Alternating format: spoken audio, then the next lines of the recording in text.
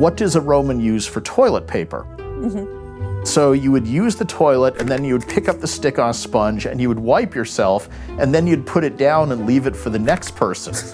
So you have all these people sharing these kind of sticks on sponges. Gregory S. Aldrete, historian, specialist in ancient Rome and military history, professor at the University of Wisconsin-Green Bay, author of the bestseller Daily Life in the Roman City.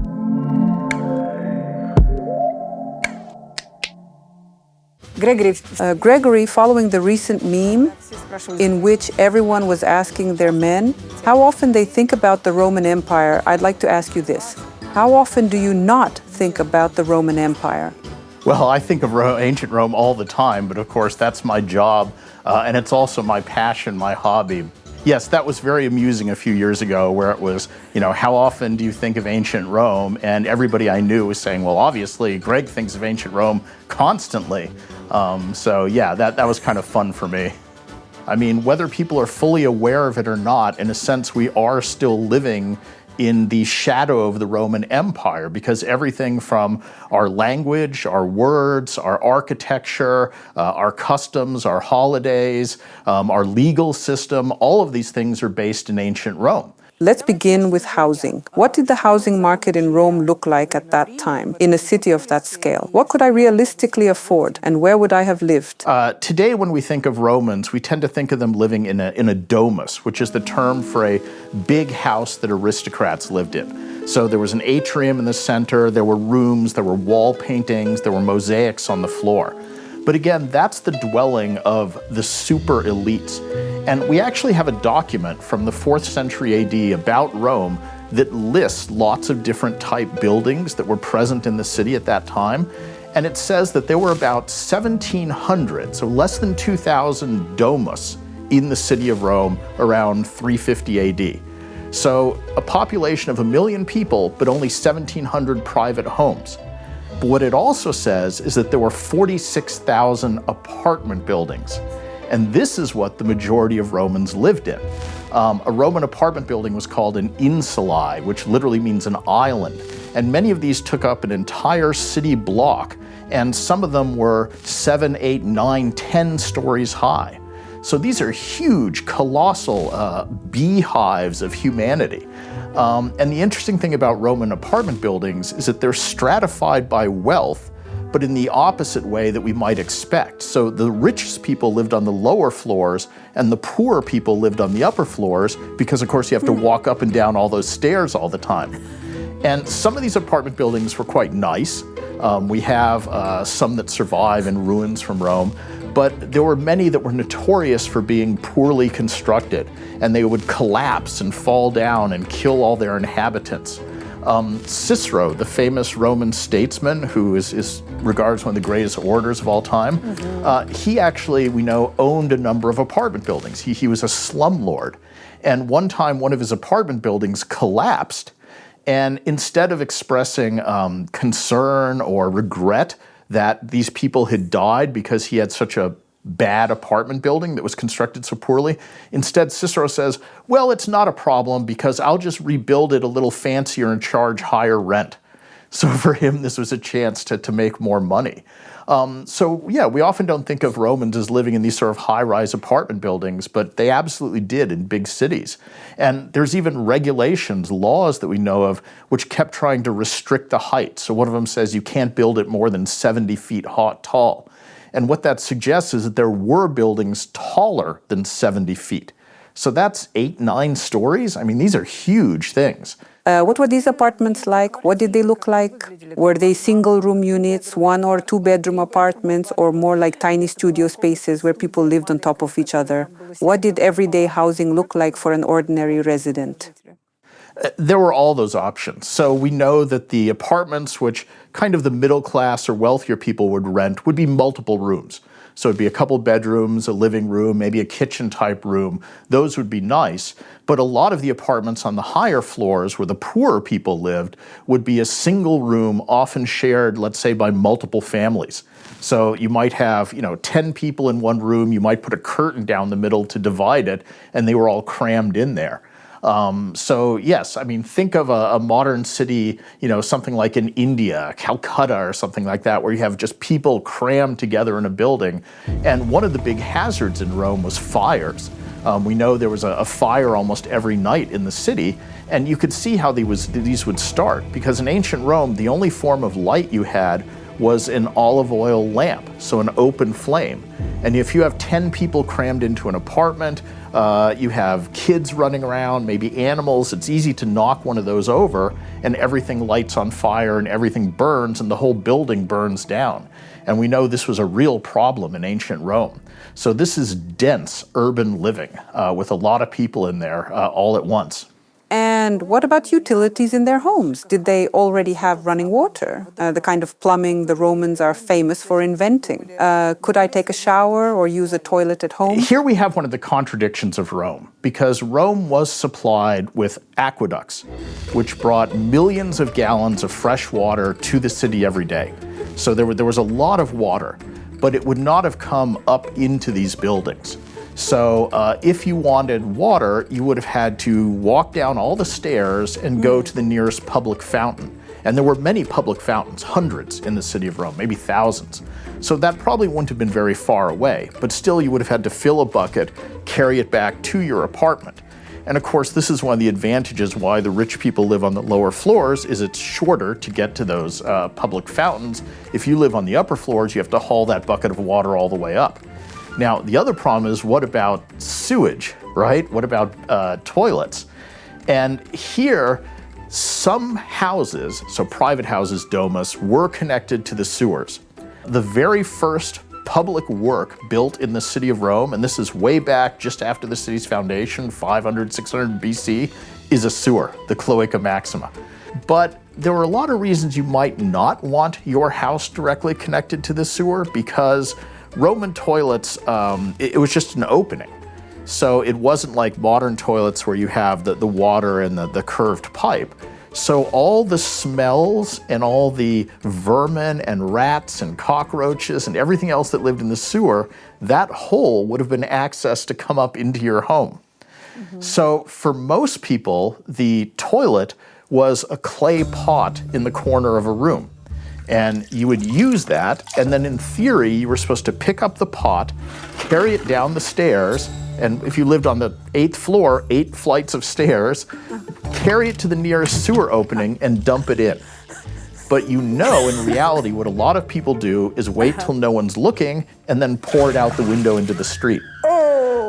And we know this from, among other things, Roman law. We have lots of Roman law cases that survive, and many of those Roman law cases are about someone walking down the street and they're hit in the head by something poured out a window, and one of the most common things mentioned in those cases is human sewage, as well as garbage and bones. So this would have been extremely unpleasant. There's a Roman poet who once wrote, "If you walk through the streets of Rome, you better make out your will first, because death could come from an open window at any moment." So that's one of the reasons why Rome had very bad sanitation, is a lot of the sewage ends up being poured directly into the street. And you can imagine on a hot summer day in the Mediterranean what all that would have smelled like. And of course, they didn't understand the germ theory of disease. They didn't know that this was a terrible idea to dump sewage in the street and that this would result in all sorts of diseases. Very often when we talk about Roman toilets, we don't picture the kind of clay bowl you've just described. I've actually visited some of these places as a tourist and seen Roman latrines myself. Rows of holes in stone benches where people were said to sit side by side and talk about very personal things. Was it really like that? In other words, was the toilet a kind of public space, somewhere you could philosophize with a friend or perhaps with a teacher or mentor? Rome did have public toilets, so particularly a thing like a bath. So a bath complex would have somewhere a big bathroom, and you would have a marble bench with holes cut into it, and you would have a row of maybe 8 of these, lined up right next to one another. Or sometimes they're in a kind of a C shape, so they're all sort of facing one another. And in front of each hole, there was a channel in the floor, and water would run through that channel, and water would run underneath the hole. So this is pretty good plumbing. I mean, this was as good as toilets got in the ancient world. So you would have running water that would carry away the waste. The problem here is, and to get into the details, is what does a Roman use for toilet paper? Well, the most common thing they would use would be they would have a stick with a sponge on the ends, like a sponge from the sea, and this would be sitting in that little channel of water. And so you would use the toilet, and then you would pick up the stick on a sponge, and you would wipe yourself, and then you'd put it down and leave it for the next person. So you have all these people sharing these kind of sticks on sponges. But one way or another, could people actually sit together in these toilets and talk? Or is that just a myth? I mean, they were open. So you would be sitting here, there would be other people sitting right next to you. I don't know how much you would be talking to your neighbors there. I mean, you might, but there were plenty of other venues that were set up for conversation. So I think that would be more appropriate. What we do have a lot of in those public bathrooms is graffiti. So often when people are sitting on the toilet, they would entertain themselves by scratching something on the wall. And the graffiti is kind of what you would expect it to be. A lot of it is, I was here, I hate this person, I love that person, this person is terrible, things like that. So just the same graffiti as you would see in a bathroom today as well. So I don't know that a lot of philosophical discussion took place in the Roman toilet. There certainly are other areas. I mean, in the greater, let's say, bath building, there certainly were lecture halls and places where you would go to hear philosophers or teachers or poets giving a reading from their latest work. The emperors would build these gigantic bath buildings, which even poor Romans could make use of free or for a very small charge. So you could go to this giant, spectacular bath building, marble on the floor, statues, artwork, all kinds of things, and enjoy those facilities. So again, it's that real, a city of extremes. On the one hand, let's say if you're a poor Roman, you're living crammed into a tiny room with 10, 15 other people, you have stinking sewage in the corner in the streets. On the other hand, you can walk to this glorious bath and literally enjoy bathing facilities finer than most kings have enjoyed. So that's Rome. It's those kinds of extremes of experience. Was going to the baths with friends a common social practice, something people did regularly, maybe even as a kind of weekend routine? Or is that a modern idea we're projecting onto the past? How did public baths actually function in ancient Rome? And there's one more thing I'm curious about. Today, when we go to a swimming pool, we're often required to provide a doctor's note confirming that we don't have any infections or skin conditions. Was there anything comparable in Roman public baths? Well, let's take you through sort of a day at the baths. So let's say you're a Roman, and probably most Romans at least once a week would go to the bath. So you would set off for one of these public baths, and you would enter into a changing room, and you would take off your clothes and put them in a little locker or a cubbyhole on the wall. And sometimes there would be guards there to prevent people from robbing the clothes while you were in the bath. So you would leave your stuff there, and then you could choose a whole sequence of different pools of water to go through. So there was a cold pool, like a swimming pool. There was a warm water. There was a hot water tub, like a sauna, extremely hot. And the Romans are very clever how in their bath buildings, they would build hollow floors and hollow walls. And then underneath the bath, they would have furnaces, and they would force hot air through the walls and through the floors themselves. So it was this thing called the hypocaust system, and they could actually heat the entire room, as well as having water of different temperatures. So you could enjoy all kinds of baths. You could go in different sequences, hot, cold, warm, warm, cold, hot. But an important thing to remember about Roman baths is that they weren't just places to bathe. They were really the social centers of ancient Rome. So in the bath complex, there would also be restaurants, there would also be shops, there would be athletic fields, there would be libraries, there would be art exhibits. So the bath was a building that you would go to spend the entire day hanging out, socializing with your friends, gossiping, enjoying, food, art, as well as bathing. You would work out, you would exercise. So all these things were part of a Roman bath complex. Now, you were asking about some of the practical aspects.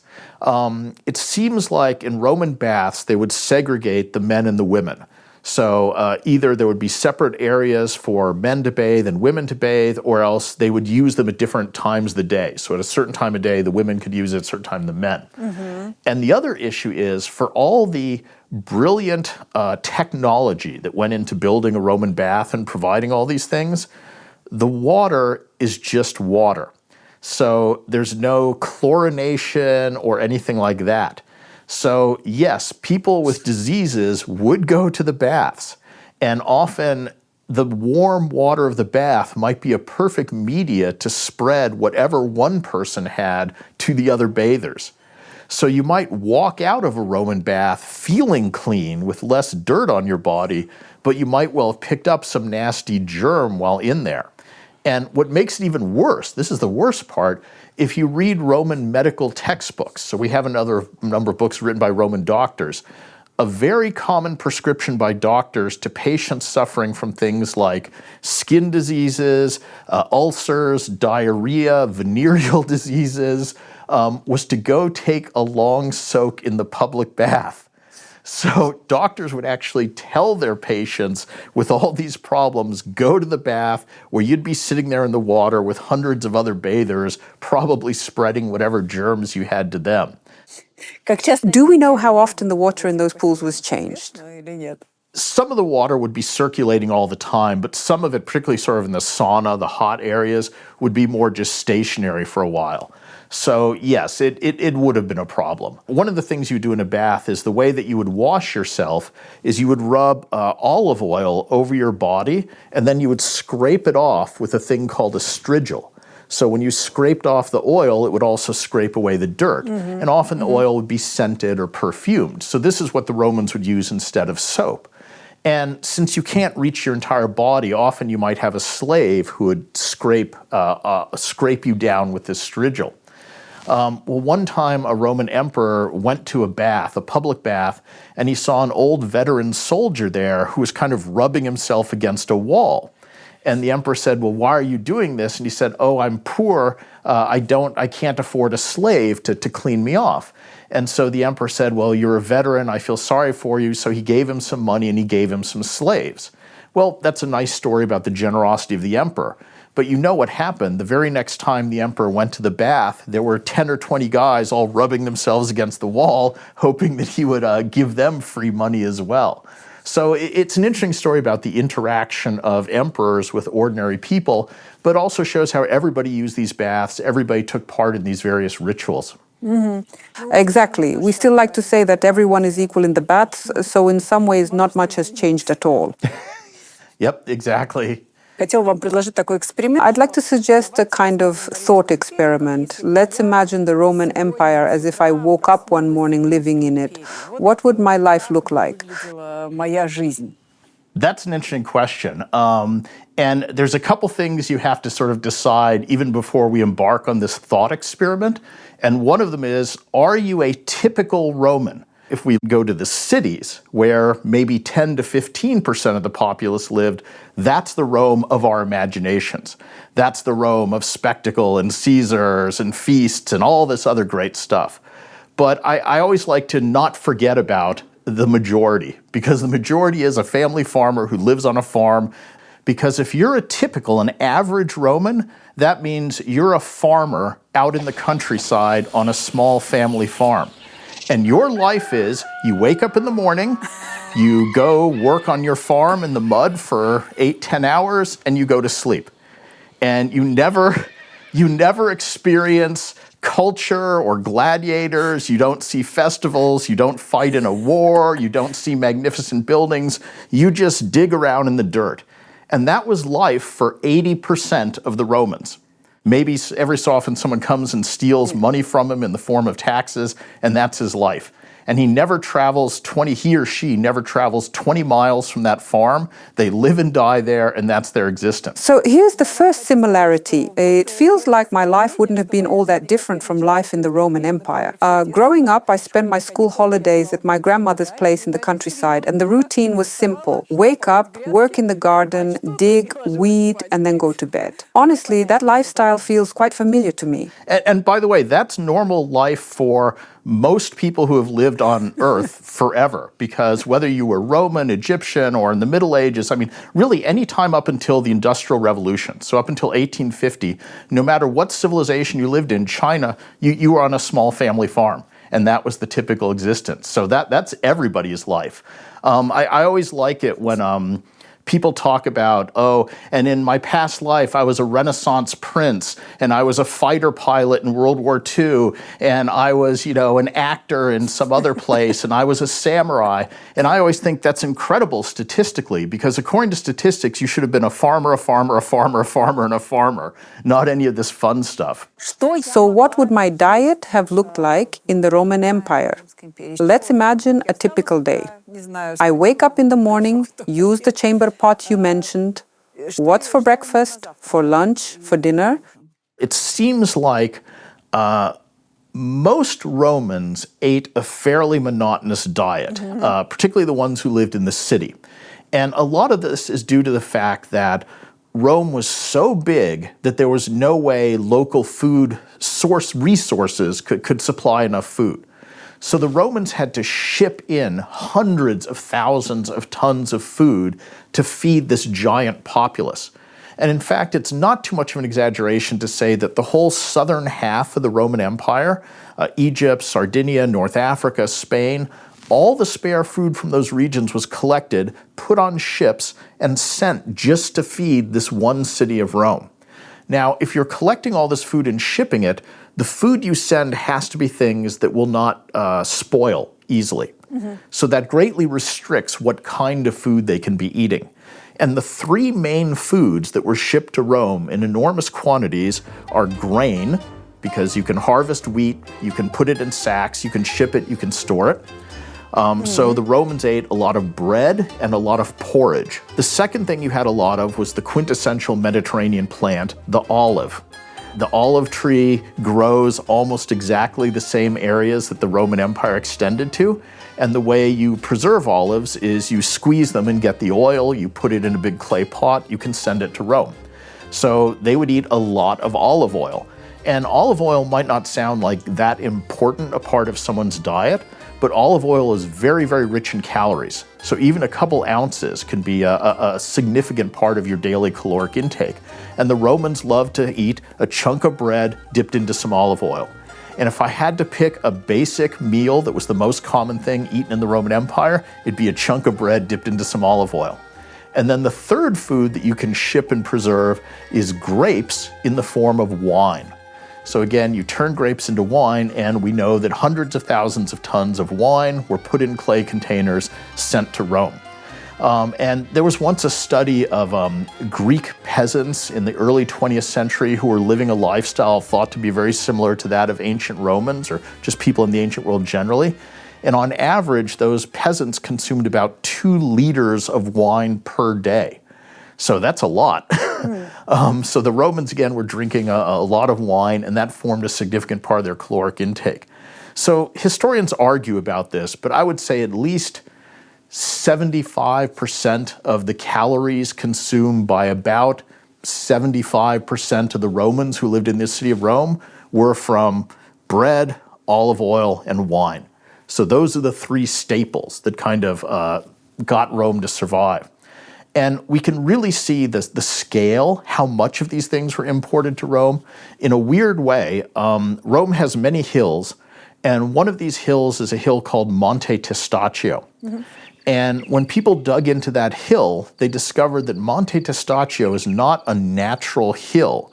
Instead, it's a giant pile 100 meters high, a quarter of a mile long, composed of broken olive oil containers.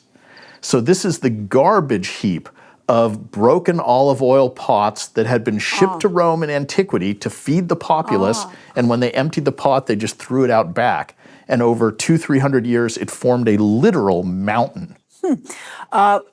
Did poorer people generally not eat meat or fish at all? I mean, poor people would get some meat and fish. It just wasn't a huge part of their diet. So areas that were near the coast, the Romans loved fish. So they would eat fish whenever you could get it.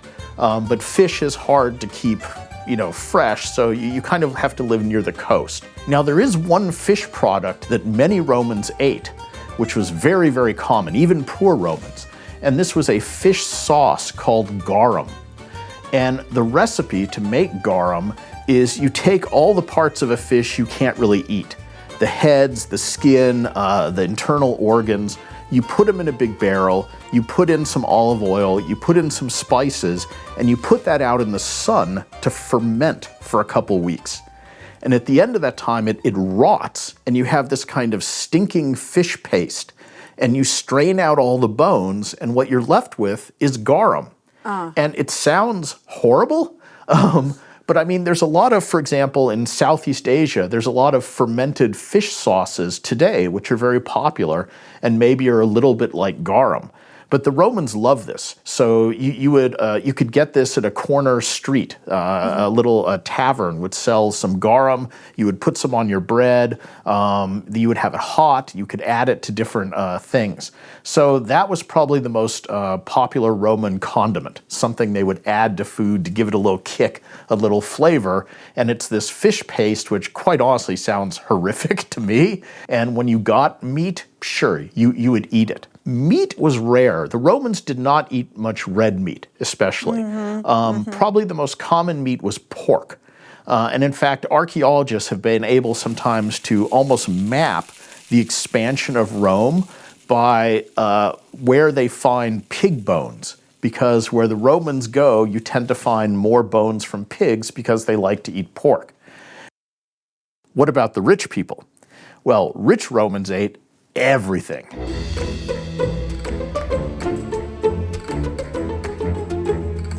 So this is where you hear stories of crazy Roman kind of banquets where they're eating pies made out of the tongues of flamingos. That really happened.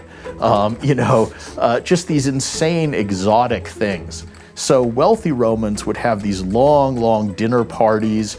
You would serve up multiple courses of all kinds of very elaborately concocted meals. And we actually have a couple Roman cookbooks that survive. There's one by a guy named Apicius, which has Roman recipes. And it's really fun to try and make these yourself. I've done this where I've tried to cook sort of the Roman recipes. And one of the things that's interesting is a lot of the recipes call for wine and a lot of them call for eggs. So you end up with these sort of things that have both wine and eggs. Well, what happens when you put wine into eggs? It turns purple. So you get all these sort of dishes with this kind of purple eggs, which is an interesting look. But the recipes aren't bad. Some of them are very modern. Some of them are more exotic or strange, but they're not bad. Was there anything like restaurants? There were the equivalent of Roman restaurants. So, I mean, rich people, again, would have their own chef who would make elaborate meals. But what the Romans had a lot of, which again makes them seem very modern, is almost the equivalent of a fast food restaurant. So in the city of Rome, at many street corners, there would be a little sort of tavern that would have a counter, and there would be a fire underneath, and it would have 3 or 4 sort of clay pots that were heated, and one might have garum, one might have some porridge, some sort of wheat thing, one might have a kind of soup or stew, and you could just walk up to this and get a bowl of something. And if you're walking around, let's say Pompeii today, you'll see these things at street corners, and you'll see the counter, and sometimes on the wall there'll be a painting showing the different types of food that are offered there. And so this is exactly the ancient equivalent of kind of a fast food restaurant. It's a Roman McDonald's, where you can go get a quick, hot, cheap meal. And what about clothing? What did people wear? Is what we see in sculptures and paintings an accurate reflection of everyday dress? Did everyone really go around in togas and sandals? Or is that more of an idealized image? Well, in the popular imagination, Romans are associated with togas, right? And the toga is an interesting garment because it's not what you would wear every day. It's what you wear on very formal occasions. It was something like the equivalent of today when you would put on a suit and a tie or even a tuxedo. You would only wear a toga if you were going to the Roman Senate, or if you were going to a law case, or if you were having a formal dinner party, something like that, or if you were voting, if you were exercising your right as a citizen. A real toga is this garment that's about 15 to 18 feet long and about 10 feet wide, and it has to be wrapped around you in a very elaborate and precise way. And when it's wrapped around you, your left arm is almost completely immobilized, and you're holding this huge chunk of fabric here. So it's a very awkward garment. I mean, you can't run around in it, you can't move quickly. And it requires this special wrapping to do. So the toga is this formal thing only used on formal occasions. Now, having said that, to the Romans, it's symbolically very important because only citizens can wear them. And if you're a wealthy citizen, you wouldn't have just a plain white toga, you would have a toga with a thin purple stripe. And that would actually tell everyone that you were an equites, which means that your income was more than 400,000 sesterces per year. Basically, you were a rich person. So your clothing was a way of saying how much money you were worth. And that was on display to everyone to see. And if you were a senator, you wore a toga with an even thicker purple stripe on it. And the emperor would get to wear a solid purple toga, or generals, when they were celebrating a triumph, would get to wear this solid purple toga. So on most occasions, most Romans would have worn something that looked basically like a long t-shirt that would come down to their knees with a belt. That's comfortable. Women would wear, if you were a poor woman, you'd probably wear the same thing, the big t-shirt. If you were a rich aristocratic woman, and that's again only a small percentage, you would have a very elaborate series of dresses that you would put on top of another. It'd be a layered effect. And that again would be very constrictive, kind of like the toga. Let's talk about health and the risks people lived with. What could I have died from in the Roman Empire? What the big problem in the ancient world is there was extremely severe childhood mortality. So a lot of babies died in the first year of life. And about a third, maybe 30% of children died before they reached puberty. So one of the biggest differences to being a human being in the ancient world, and this applies not just to Rome, but almost any ancient civilization, to today is, let's say you're a parent, you probably would have seen 2 or 3 of your own children die in childhood, which is something that today we tend to think, well, if one child dies, it's a tragedy. But that's something that everyone would have experienced. And this is something that was true even both rich and poor. So one of the most famous mothers in Roman society is this woman Cornelia, who was the mother of the Gracchi brothers, these famous Romans. She was the absolute wealthiest Roman, had access to the best health care, the best food, the best of everything. She gave birth 12 times, and of those 12, only 3 reached adulthood. So even people with every advantage had this kind of horrifying childhood mortality. Now, it also skews things because sometimes people say, well, the average age of death in the Roman Empire was 27 or something. And that's not true. Nobody dies really much at 27. But what's happening is when you average in all those deaths in childhood, it pulls the mortality number down. But what's really happening is a third of people die before, let's say, age 14. If you make it to about 14, you'll probably live into your 40s or 50s, and then it falls off again very dramatically. So there's not many old people. But you would live to, let's say, 50 probably if you got out of childhood. Regarding child mortality, I wanted to ask you something. Have you ever tried to study or understand the psychological aspect of it, whether people back then treated it more lightly? I mean, today we suffer deeply even over the loss of one child. And I remember thinking about this once when I was at Leo Tolstoy's estate. They lost so many children, and yet it feels like we never really talk about it, as if it was simply taken for granted. But how did people actually live through that? Reconstructing the psychology of ancient people is very difficult, obviously. We don't have many writings that tell us their inner thoughts. And another thing that's a wonderful source, I think, is tombstones. Because Roman tombstones were not like modern tombstones, especially in America, where it just says so-and-so's name, the dates they lived, rest in peace. Roman tombstones would have long messages, and they would have a variety of messages. And they're put up by all kinds of people. Rich people or poor people, women sometimes do their own tombstones. And so they tell you stories. And some of those tell us stories, like, let's say, are put up by parents who have lost a child. And the tombstone will talk about how much they love their child. And that, even if you, let's say, had multiple children die, I don't know that makes it any easier. I think you still feel that grief. And we can see that grief in some of these tombstones. Or sometimes we have surviving letters that Romans wrote to one another. Cicero, the guy I mentioned earlier, the great famous orator, his daughter died once, and he was very emotionally distraught at this, and his letters talk about how much he misses her and how much he grieves for her.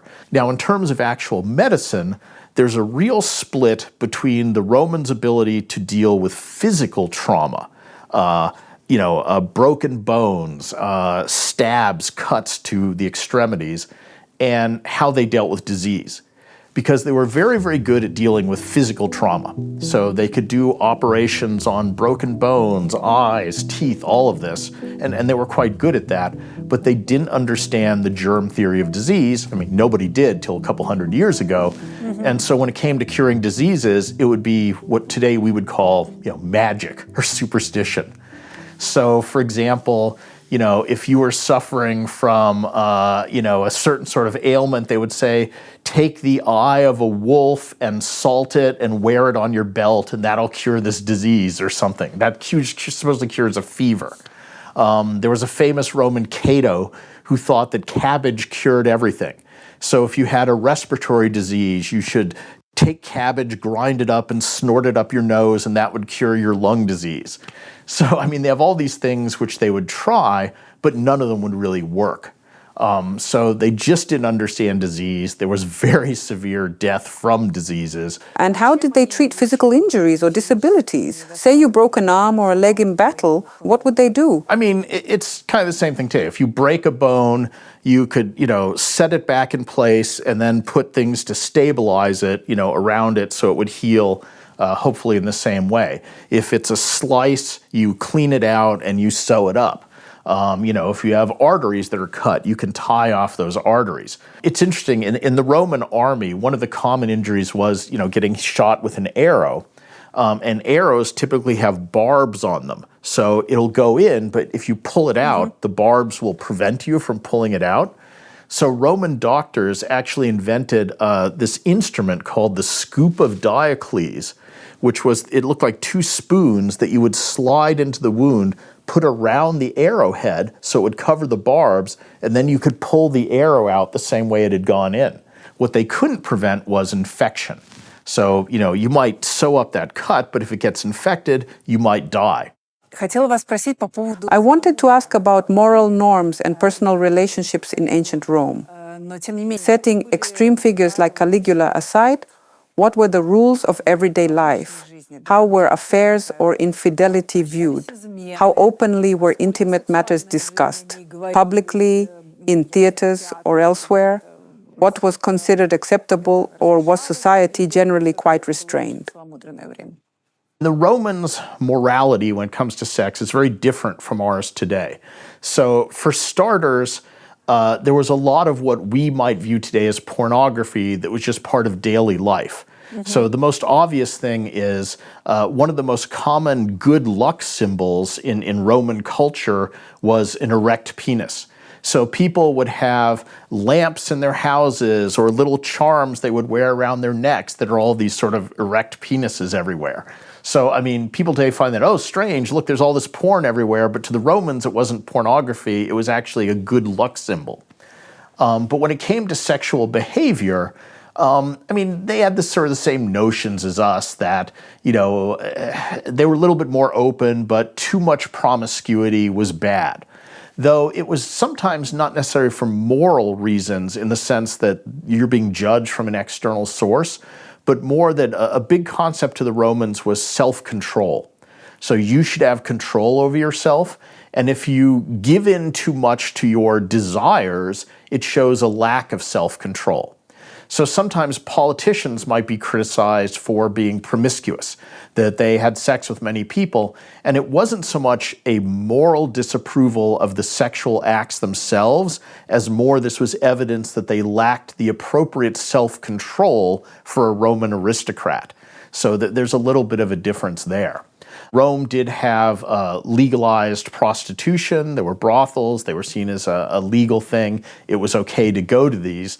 And also keep in mind that in the ancient world, there wasn't the same concepts of homosexuality and heterosexuality. So those are kind of modern ideas, to be honest. The Romans more assumed, well, you might have sex with men, women, whatever. That's not a big deal. What mattered much more to them was within a sexual act, were you the active person or the passive person? Because again, to the Romans, active was good. So that was fine, and it didn't so much matter who your partner was, but if you were in a passive role, you were submissive, and that you lost status. So Julius Caesar, for example, seemed to have had an active sex life, sometimes with men, sometimes with women. And one of the criticisms made against him was there was a little song that circulated, so you're talking about rumor, where it accused him of being every man's woman and every woman's man. And the problem there wasn't so much the every woman's man, that was just maybe he lacked self-control, but the every man's woman implied that he was being the passive person in those encounters, and that was shameful. And what about Caligula? Was he really as morally excessive as he's often portrayed, or is that largely a matter of rumor and later exaggeration? You sometimes get historians who try to say some of the crazy emperors weren't as crazy as depicted. I tend to think they probably were. There's just so many sources talking about this behavior. To me, the interesting question is why were so many of the early emperors seemingly mentally unbalanced? Because within the first, 10, 12 emperors, you have 3 or 4 who really seem to have been, extreme in their behavior. With Caligula, yes, he engaged in a lot of sexual stuff that even the Romans thought was depraved or bad. He also was a real sadist. He liked to kill people, have people killed, and seemingly enjoyed their pain. So there was something mentally amiss with him. One of the sources for Caligula, the writer Suetonius describes him, says, Caligula was sick in both body and mind. And he just seems to have been, someone who acted badly. And the question is why? Some of it seems to maybe be there's a tendency that the emperors who become emperor at very young ages, when they're still teenagers, tend to be among the ones who most frequently sort of go insane or start engaging in this extreme behavior. Whereas emperors who become emperor when they're, let's say, middle-aged, most of them tend to not go down this path. So, there almost seems to be something that, like, if you're handed absolute power, that there's no limits on what you can do at a stage when your own personality hasn't fully developed or fully gelled, that it just pushes people over the edge. We see a lot of cases today of, celebrities who become famous as teenagers or children, movie stars or musicians, and they have all kinds of psychological problems and kind of act crazy. And maybe it's part of that if you just say, here, when you're 15 years old, we're going to give you unlimited wealth, unlimited power. You just can't handle that at that age or something. Some people do. Octavian gained power at a very young age. He seems to have been quite rational, insane. But others, Caligula, Nero, Elagabalus, some of these emperors, no. They seem to have just gone off the deep end with that. Yes, if we're talking about Roman rulers, who would you consider the most war-driven, the one who truly loved war, someone who was, so to speak, a natural-born warrior? I mean, Julius Caesar has a good case to be made. He's one of the more famous Romans. And I mean, the first half of his career was not that exceptional. He's just working his way up a series of offices. But the real turning point comes when he gets appointed governor of Gaul. So Gaul is this area, sort of north of Italy, what today is France and Switzerland and Belgium, and it wasn't yet mostly conquered by Rome. And he gets a 5-year governorship of Gaul. And Caesar could have chosen to just kind of be governor, not done much, ruled his little section of what was really just very much southern France. But instead, he used that to provoke war after war after war with the Gauls, and he ultimately spends 9 years, 10 years conquering that entire region of Central Europe, probably enslaving 1 million people, killing hundreds of thousands, and all of it is just done to advance his career. So this is just purely, he's creating a series of wars so that he can gain personal glory and wealth and riches. And he's constantly reporting back to Rome, saying, look what I've done. I conquered these people this week. I conquered these people the next week. So, I mean, this is a true war of aggression that's entirely provoked by one person for his own benefit. And it works. When he comes back after that 10-year span, he has now raised himself up to the level of the most powerful person in Rome, or one of them. And there's even a debate in the Roman Senate at one point about, what Caesar's doing really is uncalled for. Should we turn Caesar over to the Gauls for just being such a terrible aggressor? So the Romans themselves even see this as a little bit much, a little bit excessive. And the Romans don't have a lot of problem with attacking other people. So Caesar's even pushing the boundaries of that. And could you compare him to someone today, a modern political leader from any country? I actually tried playing this thought experiment with ChatGPT and asked it who it would compare Roman rulers to. When it came to Julius Caesar, it suggested that the closest parallel would be Vladimir Putin in his later period. What do you think about that comparison? Well, I mean, Putin certainly is using war as a way to prop himself up and to enhance his reputation. I mean, the whole invasion of Ukraine, various other wars, I mean, he's very aware of that as a tool by which he can manipulate how people view him, and there's that natural tendency to sort of rally around the leader in a time of war. And war also is often used by leaders as an excuse to take away people's rights. So it's like, well, this is a war, it's an emergency, so I need to crack down on dissent. I need to crack down on people criticizing the government, and this is just necessary because it's a war, right? And you can see people like Putin doing this. And, the Romans did this as well. I mean, they would have this sense of, oh, well, if there's criticism, we have to suppress it in an emergency, in a time of war. So, I mean, that's something, again, is just kind of, I want to say dictatorial leader 101 kind of actions. This is nothing new or brilliant, but there's a long continuity of people doing these same kinds of things throughout history. Today, when a mother sends her son off to war, it's experienced as something incredibly painful. Every war feels heavy, we think about it, we worry about it, we live with that fear. But in ancient times, wars were constant. So I wonder how this was perceived back then. Was it more like he's gone to this war and then to the next one? Do we see this reflected in letters or other sources? Do we know anything about how mothers or wives felt when a son, a husband, or a father went off to war? Well, yes. I mean, if you look at letters written by family members who have someone in the military, in the Roman military, yes, it's those same emotions. It's fear for their well-being. What's interesting about the Romans, though, is that they really were a warlike civilization. I mean, some civilizations just seem to fight more than others. And the Romans almost every year, especially earlier in their history, were going out and fighting somebody. I mean, almost to a strange degree. So they were this very militaristic society. And if you look at the stories that Roman mothers would tell their children. And a lot of them are are stories about self-sacrifice for the state.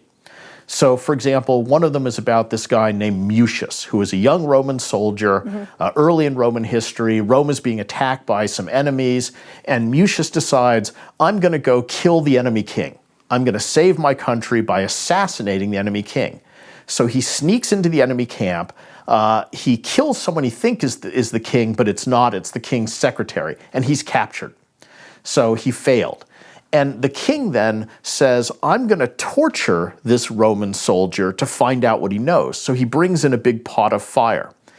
And Mucius, when the king brings in this pot of fire, supposedly says to him, I don't fear death. I'm a Roman, and I was willing to sacrifice myself to kill you. I failed, but there's lots of others who will take my place. And then he says to the king, now, king, learn how unimportant the body is to someone who has dedicated himself to a greater cause. And Mucius sticks his hand himself into the fire and burns off his right hand. Oh. And when the king sees this, he's so astonished or maybe intimidated that he says, just go away. I'm going to let you go. I'm not going to torture you. There's nothing I could do to you that'd be worse than what you just did to yourself. And so the king then makes peace with Rome because he doesn't want to fight people like this. Now, okay, on the one hand, to us, Mucius is very patriotic. He's willing to sacrifice himself for his country. But his patriotism almost goes over the line into fanaticism. Is it good that you have people willing to do this thing? So it's an interesting story because we can see why the Romans liked it. It seems heroic. But it also is a little uncomfortable because they're so dedicated to this notion of self-sacrifice, and you can easily see how that could be twisted into negative things. And the new name that they give to Mucius is they call him Mucius Scaevola, which means lefty, left-handed, because he had burnt off his right hand. And all his descendants are going to carry that name and feel pressure to live up to the bravery that he had. So the Romans are this very kind of militaristic society. There's many times where they fight wars and they lose. They suffer horrible casualties, and they just never give up. They just keep coming back until they win. Were there forms of draft avoidance in ancient Rome? For example, did some people try to evade military service, avoid enlistment, or refuse to fight for religious or ideological reasons? For most of Roman history, well, early on, their army isn't a professional army, it's a militia. So in times of war, citizens go off to fight, then they come home. But for most of the famous periods of Roman history, let's say 2nd century BC to 4th century AD, it's a volunteer army, and they're selective. So you wouldn't have ended up being a Roman soldier unless you had kind of wanted to be there on the whole. And joining the Roman army, you had to be a citizen, and you would go off. You often had to have letters of recommendation to join. So you would get people saying, he's a reliable person, blah, blah, blah. You would have to pass a physical test. So a doctor would inspect you, and you had to show that you were physically fit. You would undergo a period of training where you would practice with weapons and things. And then finally, you'd be sent to join a legion. And the two main qualities of the Roman military system were organization. They were incredibly organized, and discipline. They were extremely disciplined. And the Romans were very successful in sort of inculcating those two values into their soldiers. So their professional army is sort of the model for many professional armies still today. So I would say within the military culture, most of the soldiers wanted to be there, and if you didn't want to be a soldier, you would never have tried to do all that. By the way, when you enlisted in the army, it was a long term. So it was originally 16 years that you were signing up for. Later, they raised it even higher. So this was a lifetime career that you would pursue. And soldiers actually didn't get paid much at all. But when they were discharged from the army, when they got out, they would often get a big sum of cash, or more frequently, a plot of land somewhere, like a farm. So that was the big reward at the end. So for the core periods of Roman history, their military was quite successful. And in addition to the part of the army composed of citizens, they also had a second component called the auxiliaries, which were non-citizens. And this was usually people who they had recently conquered, let's say, who were kind of warlike, and they would enlist them to serve in the auxiliaries. And this was actually a very clever strategy of Rome, because what you're doing is you're taking the potentially most dangerous people who might be your enemies, who might otherwise fight against you, and you're making them fight for you. And so they would join these auxiliaries, they would serve for 25 years in them, and while doing that, they would basically become Romanized. They would learn Latin, they would learn Latin customs, and when they got out, their reward wasn't money or a farm, it was they gained Roman citizenship. And very often, their children would then enlist in the legions as Roman citizens.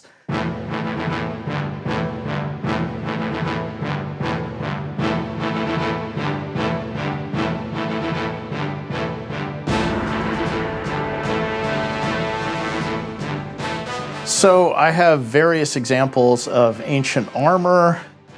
This would be sort of Hellenistic, like Alexander the Great. This would be a Greek hoplite, 5th century BC, Roman soldier of the 1st century AD, and another Roman soldier of the 1st century AD. And a lot of my research has to do with reconstructive archaeology. So that's where we try to make equipment like they had in the ancient world, and then wear it, see what it's like, test it out, see what its capabilities are. And in particular, my students and I did a lot of work with a type of Greek armor called the Linothorax, which was a somewhat mysterious type of armor made just of linen and glue. And because it was made of those perishable materials, no examples have survived till today. So looking at things like Greek vase paintings, we were able to reconstruct these using only the materials and techniques they had in the ancient world.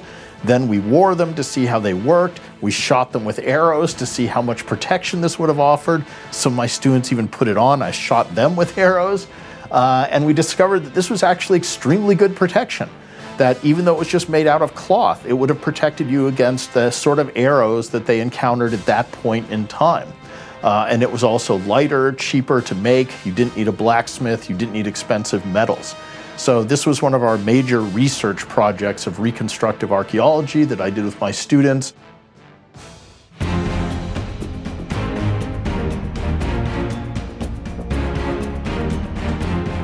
And what about gladiators? How much of what we think we know is myth, or was it really as films show it?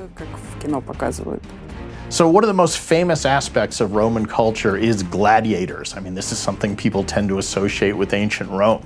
And gladiators is actually something that the Romans got that they didn't come up with themselves, but they borrowed from the Etruscans, which were this older culture that existed in northern Italy.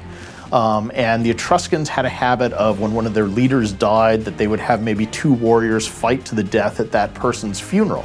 And the Romans adopted this, and for about 500-600 years it was a relatively minor thing.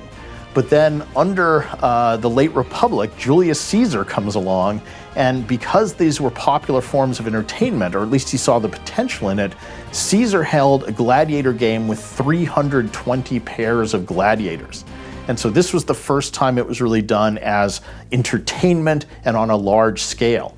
And it proved successful for Caesar. He gained popularity because of this. And from that point on, gladiators became a big part of Roman society. Now, a couple myths about gladiators. One is people always assume that the gladiators all die. But in reality, they were more like professional athletes. So you would train, they were expensive, and the death rate was maybe 10 to 20%. So there was certainly a risk, but it's not like every gladiator game ended in death. And another thing about gladiators is each of them was trained in a very specific style of fighting. So the Romans liked to see, the Retiarius, who had a net and a trident, versus the Thracian, who had a small shield and a dagger. So they were highly skilled individuals putting on this display. Now, for us, gladiators are disturbing because, in essence, this is a form of seeing people die for your entertainment. And so that is a big part of Roman civilization that is very different from our own. The Romans justified it by saying, well, we're a warlike people, we should be accustomed to the sight of death. But it was also a symbolic thing. I mean, because most gladiators were captured prisoners of war. So what you're really seeing at a gladiator game is you're seeing foreigners fighting for the pleasure of Roman citizens, and the Roman citizens get to determine the outcome. In other words, they hold the power of life and death over these foreigners. So in a way, this is a symbolic assertion of Rome's dominance. We control the world, we control the Mediterranean, other people perform for our pleasure. And gladiator games continue all throughout Roman history till quite late in Roman history, when there begins to be criticism against them, both from Roman intellectuals and Christians, once Christianity kind of takes over.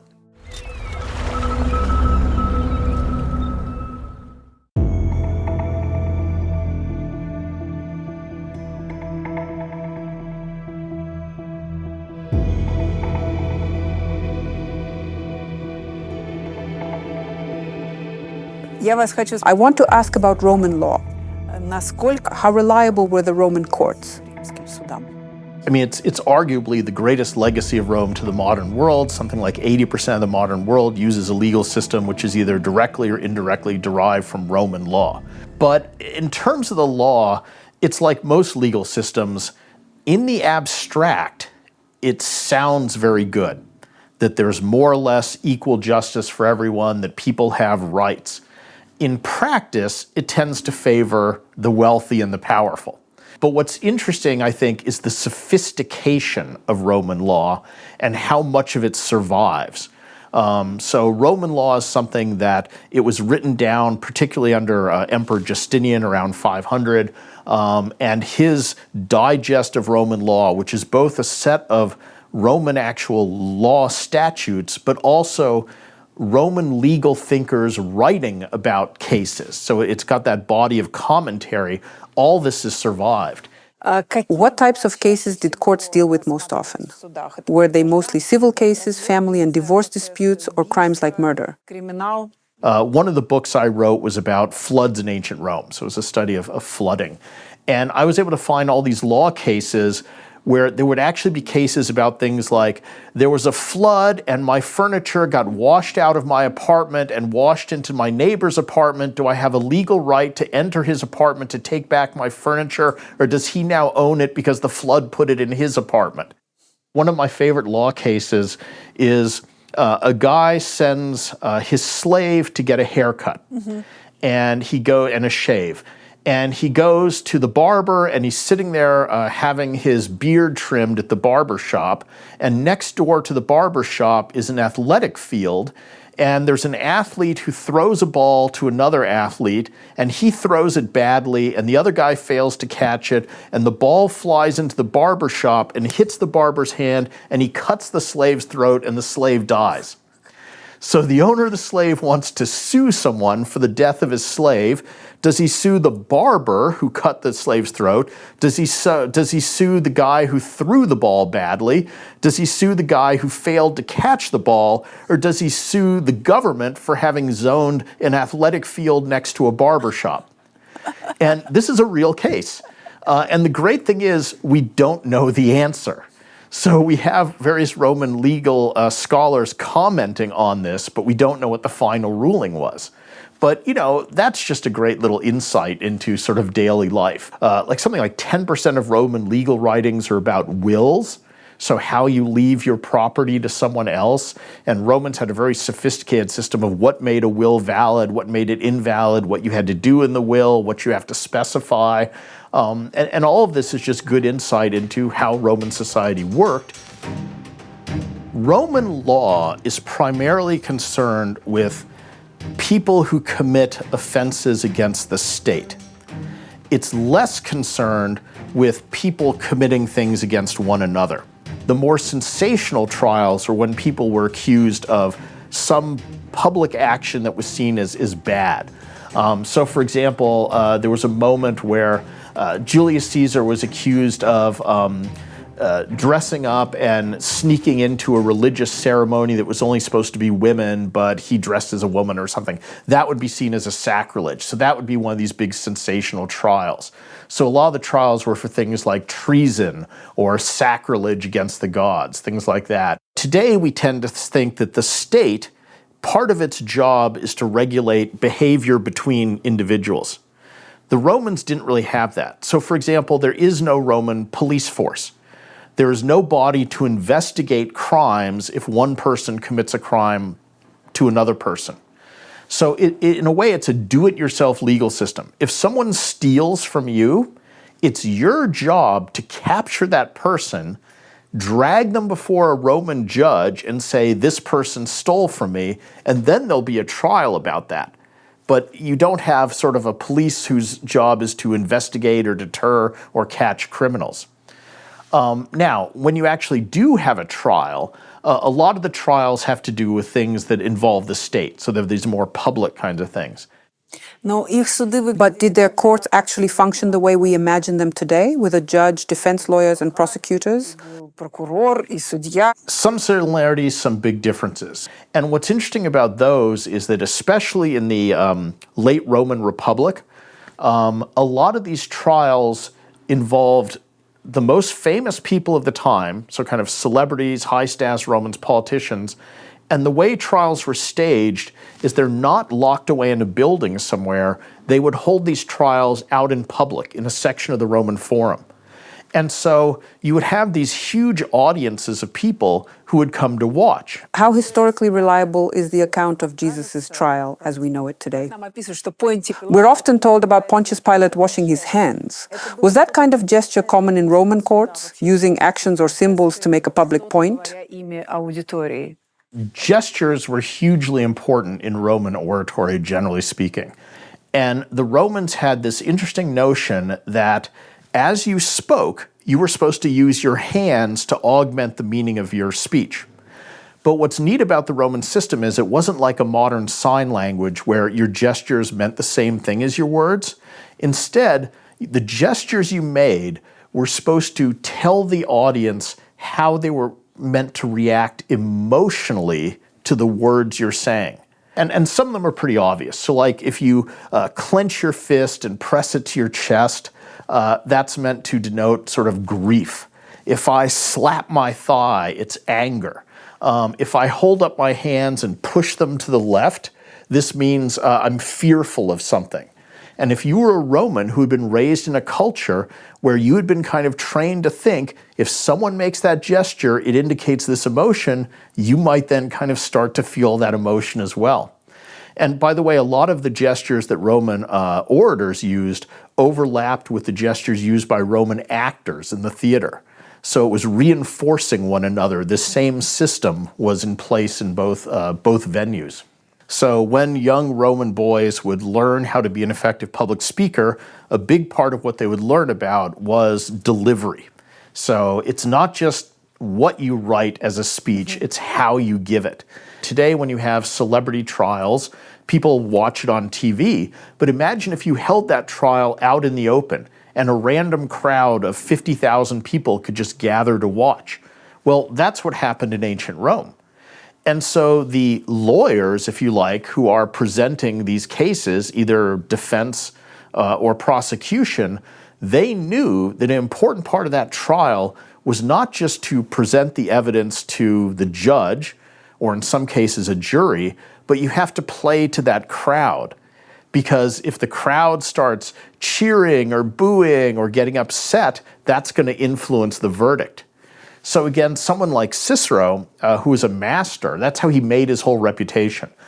He didn't come from a famous family, he didn't come from a rich family, but his whole career was built on the fact that he was really good at serving as, in essence, a lawyer. And Romans really don't have professional lawyers, they just have people who volunteer to act as a lawyer, sort of. So, I mean, Cicero in his writings actually says, you know, the most important thing in securing a victory in a court trial is not the facts, it's not evidence, it's not the truth, it's arousing the emotions of the audience. Because if you can get people angry or fearful especially, the facts don't matter. And he was an absolute master of manipulating the emotions of these big audiences at these public trials. There was one trial very early in Cicero's career where he was defending someone who was accused of murder. And the defendant happened to have a young baby son who had been born recently. And Cicero actually gives the defense speech for this guy while holding his infant son in his arms. And so Cicero says things like, "Oh, members of the jury, how could you possibly find him guilty and leave this cute baby without a father?" So, I mean, that's that kind of emotional manipulation. And one of the side aspects of all this is that there were people that you could hire to try to make the audience respond the ways you wanted. So, for example, there were a group of people called clackers that their job, the way they made a living, was to sort of infiltrate among a crowd and then try to stir up the crowd to either applaud or to boo and hiss for a certain side. And you would pay these people. So again, there's a whole kind of complex thing going on with these. They're more than just trials, they're political theater. These are staged by politicians to score political points against their opponents. And often what the trial is really about isn't the subject matter of the trial, it's jockeying for power among different political factions at Rome. So especially in the late Republic, there were kind of two groups, the populares and the optimates, which were these two sort of rival political groups. And often they would bring lawsuits against someone from the other group. And what the trial was about didn't matter. It was just a way of trying to gain power over the other side, or to discredit or bring infamy to a politician of the opposing side. I wanted to ask about newspapers. Were they actually invented in Rome? The closest they would have is the Senate would publish the acts of the Senate in public squares. So, if the Senate passed a set of laws, they would put this up in public and say, here's what the Senate passed. But there is no news service disseminating information. What Rome does have, or the ancient world does have, is a much more informal kind of form of communication, and that's rumors. So there are instances where a rumor would spread throughout the empire about something. And sometimes that would be in the form of songs. Like there were sometimes popular songs that people would adapt the lyrics to have a political meaning, let's say to make fun of Julius Caesar. And that song, because it's catchy and funny, would somehow mysteriously spread, and people would hear about it in different parts of the empire. Somebody tells somebody who tells a friend who tells somebody else and passes it along. But no, that sort of sense of information or a newspaper, or even knowing what was happening for sure, was very limited. And if anybody knew about it, it was mostly the elites. Now, the elites spent a lot of time writing letters to one another. So again, Cicero, we have more writings surviving from Cicero than anybody else in the Roman world, so I keep using his as an example. He obsessively wrote letters to his friends. And when he was away from Rome, he would write letters to his friends back in Rome saying, what's happening? Tell me what happened. What happened in the Senate? What are the current gossip? What are the current rumors? So people like that wanted to know what was going on, and the way they found out wasn't any official source. It was this kind of informal source of, well, I have a friend who lets me know what's going on. Romans were very sophisticated users of what today we would call propaganda and image manipulation. Mm-hmm. So Caesar, for example, did something very unusual where he would write down an account of what he was doing and send it back to Rome to be published. Nobody had done that before. But he does this because he wants to keep his name constantly in the eyes of the Roman people and say, look what I'm doing, look what I'm doing. And all those writings eventually get published as Caesar's Gallic Wars. It's this famous text. And what's interesting about the way Caesar writes is he writes it in the third person, and he writes it in very simple Latin. So it's not flowery, it's not extreme, it's just very kind of straightforward prose. And he writes about himself where he doesn't say, I did this, he says, and then Caesar went to this village, and then Caesar did this. So it's this kind of distancing thing, but it's very effective as propaganda.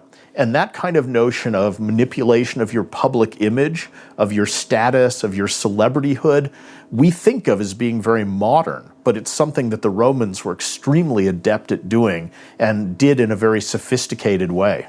Today, we're so used to the idea of instant communication and unlimited amounts of information being available. And this is wildly different from the ancient world. So in the ancient world, for example, if you're the Roman emperor and you want to just send a message to, let's say, a governor at the other end, so you're in Rome and you want to send a message to someone in Syria, it might take 2 months for that message to get there and 2 months for an answer to come back. So we're talking a 4 to 6 month round trip just to have I say something to you and you say one thing back to me.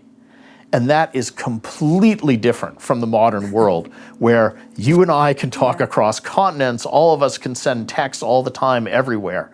And this is one of the huge constraints on the Roman Empire.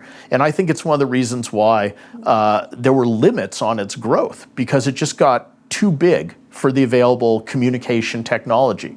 I mean, can you really say the emperor's controlling what's going on in Syria or Spain from Rome when it takes 4 months for a simple, question and answer to come back? Not really. So it's a very different concept of what you can know about, what's happening, what effect the ruler can have.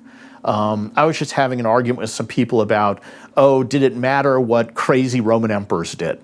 Whether the emperor was a wise emperor like Marcus Aurelius or a crazy one like Nero, did that really matter to the empire? And it's possible to make an argument that it doesn't really matter that much. It matters to the people at Rome, within the voice and sound of Nero, because he's crazy and he'll kill them or something. But if you're that farmer out in Spain, it has no effect on you whatsoever, who the emperor is, if he's good, bad, crazy, or anything. And a lot of that is those constraints on communication. So that's an enormous, enormous difference that's almost hard for people today to get their heads around how limited information was and how hard communication was in the ancient world. And what about freedom of expression in ancient Rome? Did ordinary people have any way of expressing their views on politics or public affairs? Yeah, so the notion of freedom of speech. This is a really interesting thing where despite a lot of the time Rome having fairly authoritarian types of government, especially like under the emperors, there was a strong tradition that the people should be able to voice their ideas even if they're critical of the ruler. And the place this would most commonly happen is at, let's say, public entertainments. So the emperor was expected to attend things like chariot races or gladiator games. And let's say the emperor goes to a chariot race. So he's there at the Circus Maximus, which could hold 200,000 people. So when he enters that building, the audience is supposed to acknowledge him, right? If you show up and 200,000 people say, "Hail Caesar," it gives you power, right? You're being acknowledged as Caesar. But if you show up and they start chanting, "Reduce grain prices, we're starving," then it's a problem. And there are many instances where that kind of thing would happen. The emperor would show up and the people would chant some sort of criticism or request. And even though the emperor has total power, in theory he could do anything, he usually grants the request because he wants to show up the next time and have everybody yell, "Hail Caesar." And when emperors start to move out of Rome and go and sort of establish sort of subsidiary capitals, like secondary capitals, they build a palace in a city. And always, the very next thing they build is a chariot racing arena. And it's not because they love chariot racing arena, it's because what makes them a legitimate emperor is to appear in front of the crowd and have 100,000 people say, "You are the emperor." So there is this sort of mechanism by which the people even though they, by this point, don't have a vote, really, or don't have direct political power, can make their wishes known to the emperor, can make requests, can make criticisms. If someone in the crowd shouted something offensive or critical at a ruler, what could happen to them? What were the possible consequences? Punishment, arrest, execution, or some other form of reprisal? Yeah, I mean, that's what's so interesting about this, is that there is genuine risk on both sides. So when the emperor shows up, he's risking his reputation. Will he get cheers or boos? And for the audience, they know that if they push too hard or are too critical, maybe the emperor will just get frustrated and tell the soldiers, go kill them. And there are instances where, especially with the crazy emperors, they'll just say, go slaughter that section of the crowd. There are instances where the unhappiness of the people erupts into rioting. So they'll outright riot. There's times when there's not enough food and the people throw moldy bread crusts at the emperor as a way of saying, we're starving, we need food. And there's times when the emperor orders in the soldiers just to kill members of the crowd. Did the idea of citizenship originate in ancient Rome? Democracy, of course, sort of is made famous by the Greeks. The Romans come along, and their Roman Republic is a kind of democracy, but it's not a pure democracy. And in some ways, it's more like almost the modern United States, where it's a representative democracy, where the citizens vote and they elect magistrates who then sort of exercise political power on behalf of the citizens. They're very influential as a model, and again, most influential on the United States because of the way they crafted their Constitution. So the key aspects they have are they have multiple branches of government, there's a division of power among the branches, and there's a system of checks and balances among the branches. If you look at the Roman Constitution, there's elements that's like a kingship, there's elements that's like a democracy, there's elements that's like an oligarchy, and somehow they blend this all together, they make it work together, and each section checks and balances the other parts of it. And that's why the Romans are so successful. That every other state just goes through this cycle where they have a form of government and then it becomes corrupted, but the Romans have found a way to balance them all and have the best of each system. So that's an important legacy of Rome. It's one other people have tried to copy. I mean, most obviously the United States, very explicitly. Why do we have a Senate? Why does Washington, D.C. look like the Roman Forum with, obelisks and neoclassical buildings? Why is the symbol on our stuff the fasces, which is the symbol of Roman authority? We're directly imitating ancient Rome. And the founding fathers of the U.S., like Thomas Jefferson, were just obsessed with Rome. I mean, we know, for example, during the Constitutional Convention, when they were writing the American Constitution, Jefferson sent copies of Polybius to some of the other founding fathers and said, you should really read this as we're making our Constitution, because this is the model we should be following. So we know that influence is there very directly. But it's a very limited democracy. I mean, Rome had maybe 50 million inhabitants at its height. That's how many lived in the Roman Empire.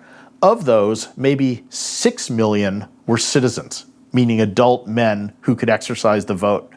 So does that count as a democracy where only 6 out of 50 million people can actually take part in government? Yes, but also sort of no.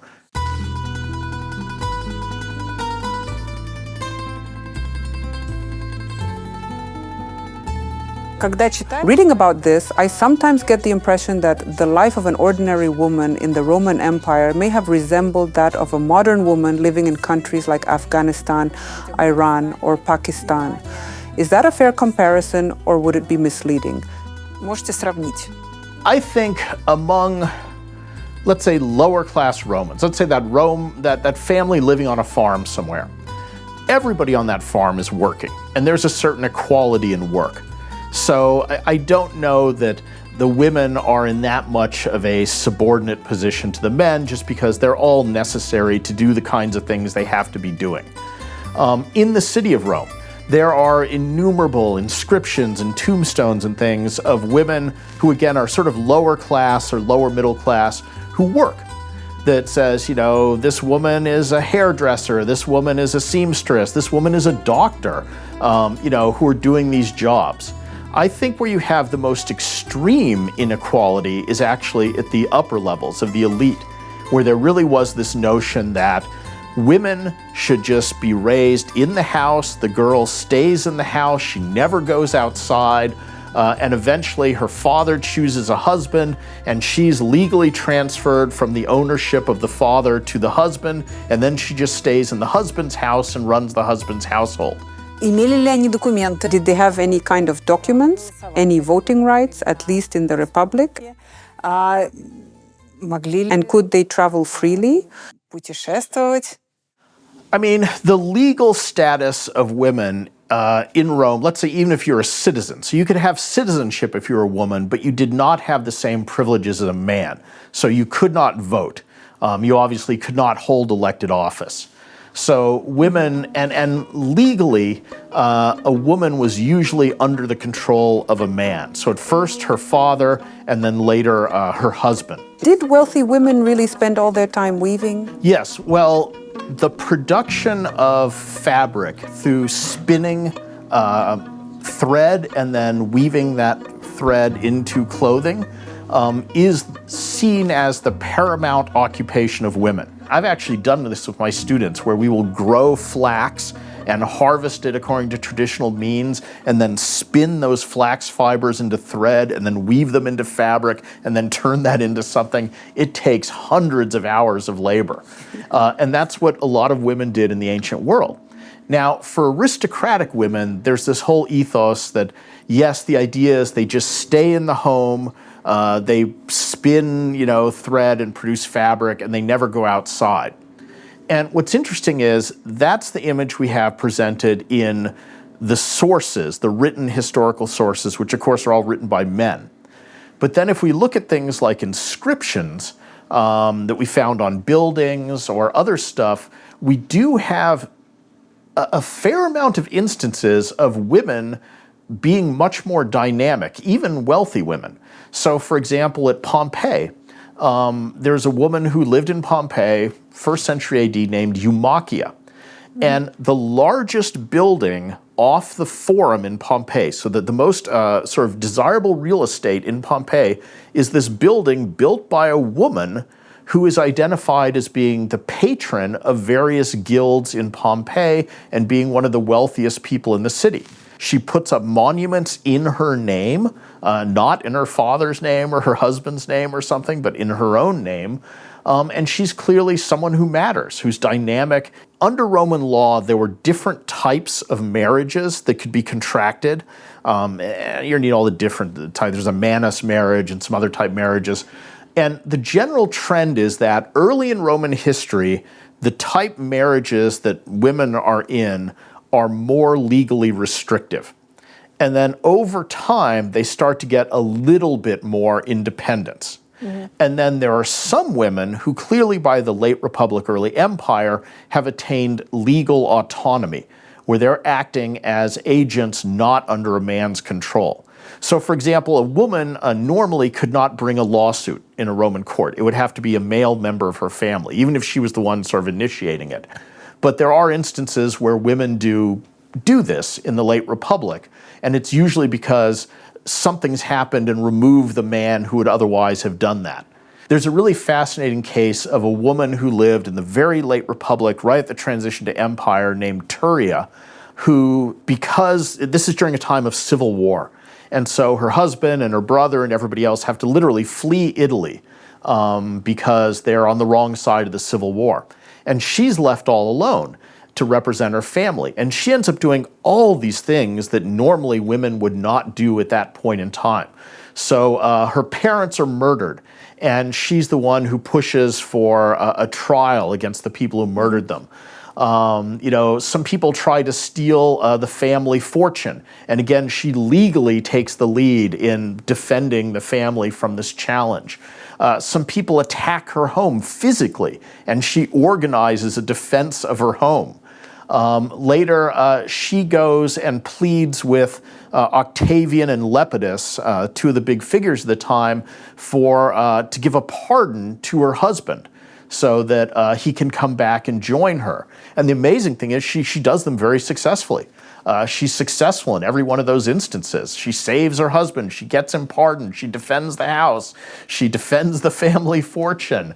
So it's a great little story, but it shows what can happen occasionally, even if that is an exception. So this is not the norm, not the rule, but these things did happen.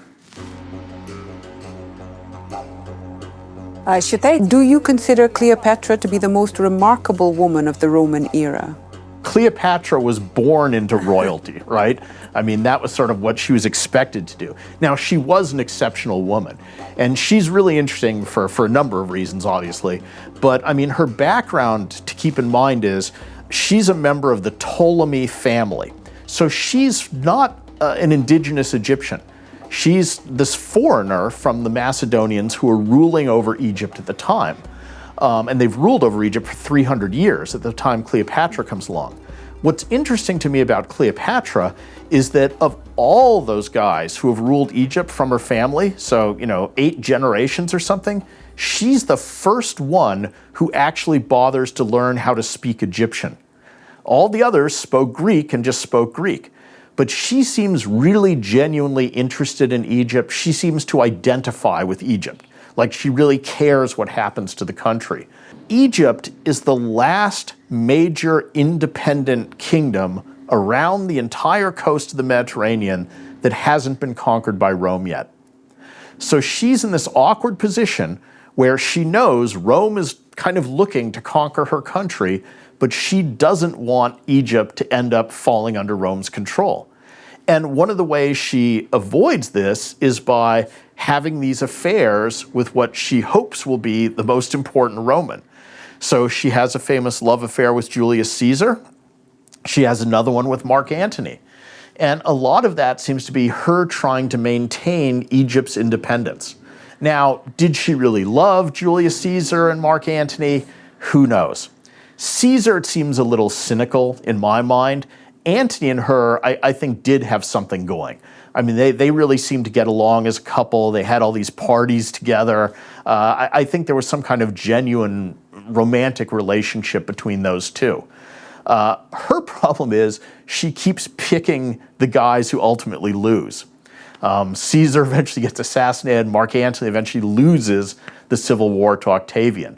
And once that happens, Egypt gets lost. It gets swallowed up by the Romans, by Octavian.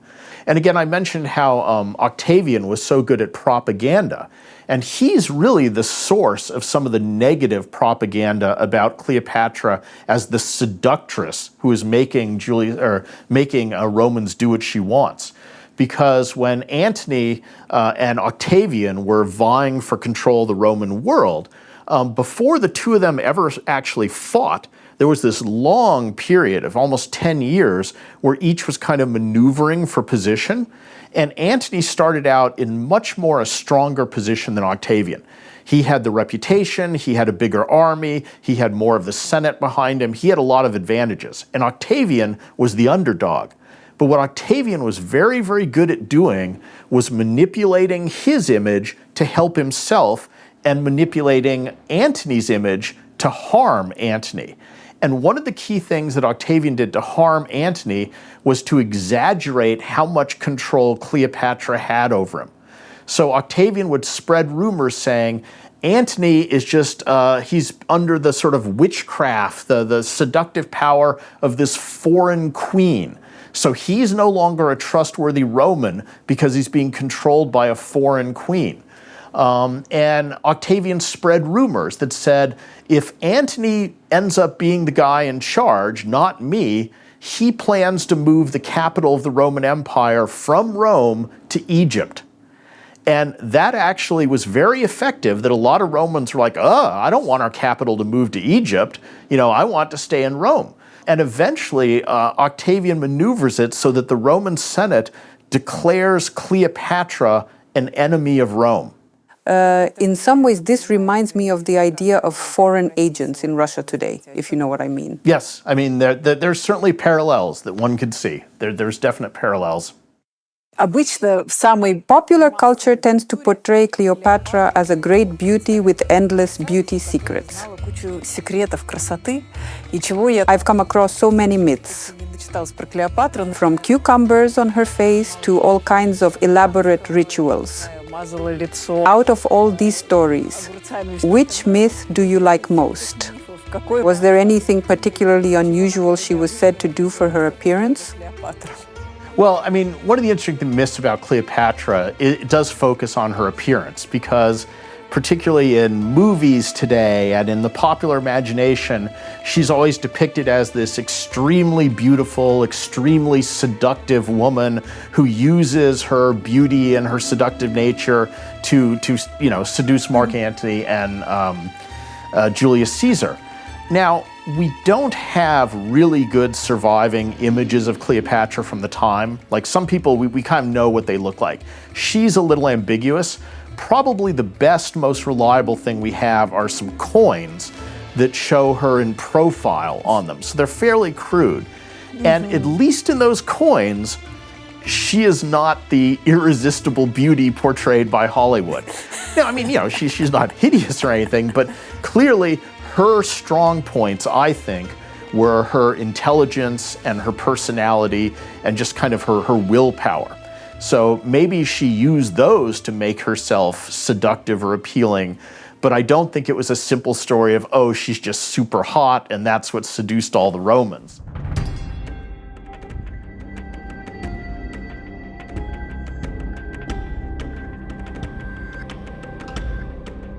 To wrap up, I'd like to talk about the inventions of the Roman Empire that went on to shape the modern world.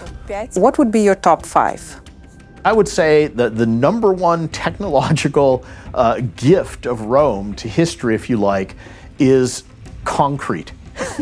So they didn't invent concrete, so it already existed, but they were the first to really use it for all kinds of applications.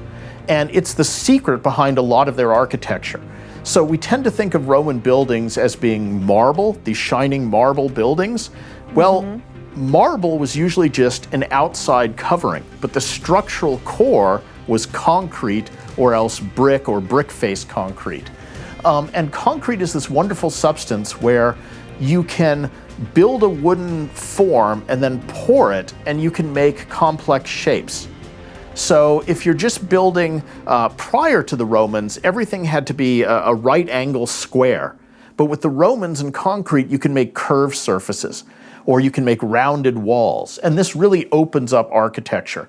And of course, the best preserved Roman building today that's still standing in the best shape is one of the most famous. It's the Pantheon.